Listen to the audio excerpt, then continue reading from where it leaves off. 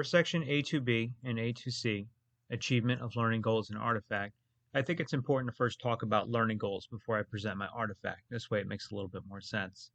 If we go back to the previous slide and presentation, I spend time talking about the development of my learning goals. One of the main methods I use for my students in terms of teaching them how to develop their own learning goals is to model the process for them by showing them how to design my lesson plans. By modeling the process, I make sure to follow several steps in the process. The first one, most importantly, is I walk the students through my thought process. This is the metacognition piece that I want the kids to understand, because metacognition is all about understanding the process and thinking about learning. So when I put that part in the process and show the students that I put a lot of thought behind my design, it encourages them to likewise put a lot of thought behind their design and choices. I also walk them through the learning objectives and standards that I've chosen for each lesson. That provides both short and long-term goals as we expedite through the learning. Instructional strategies. This gives the students an opportunity to kind of choose what types of strategies work best for them, because I offer a lot of student choice in my curriculum. Assessments and resources. Obviously, these are different ways to kind of demonstrate comprehension and what the students are learning. Pacing gives us an idea about how quickly we're going to expedite through the curriculum, and that may vary depending on the strength of the student and their level of proficiency. And of course, making the most of the resources that are available. Certainly when I'm trying to plan my lessons and plan a unit, I want to make sure I have, as many different types of assessments as possible, but not just the number of assessments, but also the resources are important. What kind of platforms are going to be using for learning? What kind of texts are we going to be using? What kind of supplementary resources are we going to have to increase understanding? And then certainly, like it says at the bottom, I check in with my students during the different parts of the unit where they're working independently and poll them on the process. And that's what brings me to the artifact that I have for my presentation. The artifact that I have for my presentation involves looking at the novel Frankenstein. And again, we're talking about how to achieve learning goals with students and teaching them how to set them. Well, with the poll and survey that I have here, it kind of increases that likelihood that students would be able to design learning goals for themselves. In the survey that the students get, there's a lot of things in the process that I modeled in the previous slide for the students in the beginning of the unit that they kind of replicate in designing their own learning goals. For example, as they're kind of going through the survey or the poll, I ask them, what types of assessments did you choose?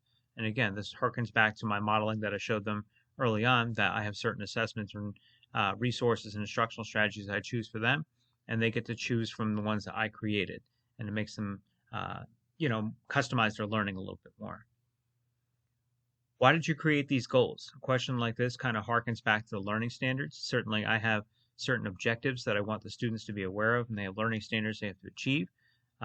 They, in turn, once they understand the standards, can kind of create goals based off of those standards. What are you hoping to achieve? And again, this goes back to the long and short-term goals that I outlined in my modeling. It gives the students an opportunity to figure out how they want to use the text. Where are you at in the process is a pacing question. And again, it harkens back to the same process I modeled from them before. What are their goals? And then lastly, making the most of your teacher/book, the resources that the students have provided to them. How could they make the best use of those resources that they have? And showing you the artifact that I have in place here. The artifact is a copy of the questions that the kids are going to get.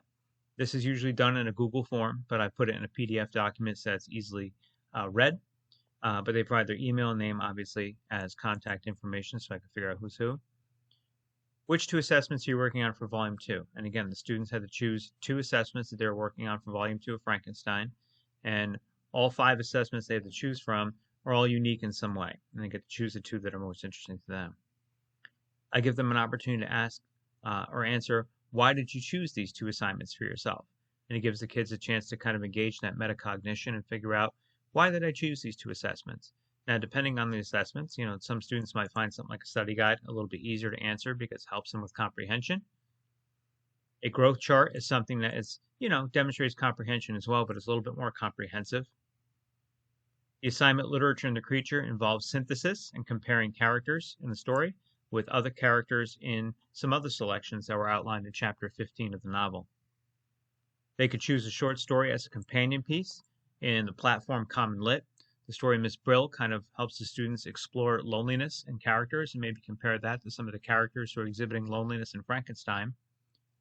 Or they can watch a TED Talk which kind of goes into speaking and listening standards related to language arts learning.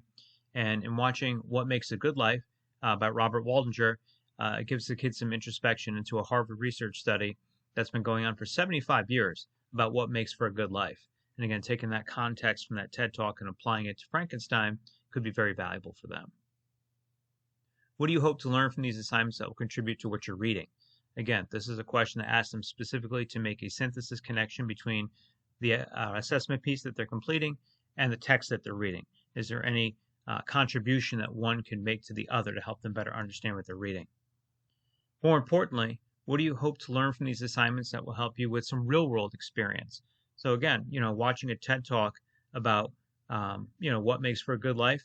Yes, that makes a great comparison piece to Frankenstein and talking about how Victor Frankenstein is not making a good life for himself and what he could do to make a better life for himself. But the kids could also take the information learned in that TED Talk and apply it in a real world context as well. Same thing with Miss Brill.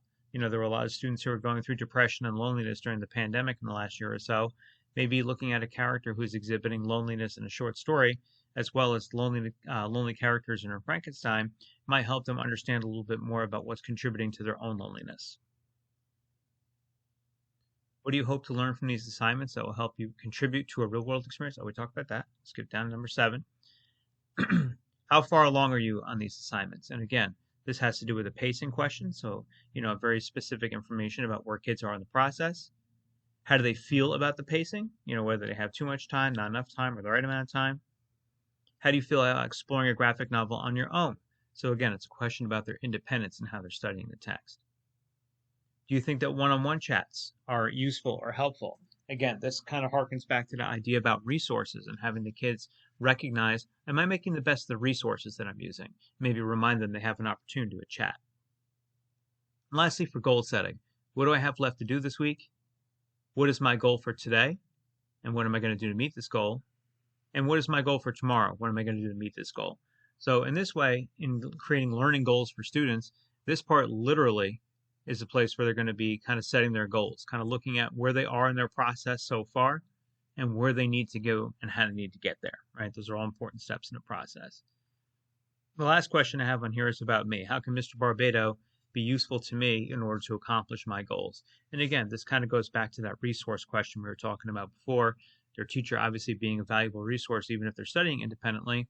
How might they include me in that process in terms of how they're going to accomplish their learning goals? So a document like this is, it's kind of in media res, if you will, in the middle of things, because volume 2 of Frankenstein is in the middle of the novel. And it kind of, as they're working independently, gives them a chance to kind of stop and assess where they are and not only see what kind of process they're making or progress that they're making, but where are they? What do they need to change? Is there anything that they're doing successfully that they need to continue doing? Is there anything that's working unsuccessfully that they need to change? And I tried to cover as many different steps and variables in the process as possible in order for them to kind of capture that experience a little bit better and stay on track for their learning goals.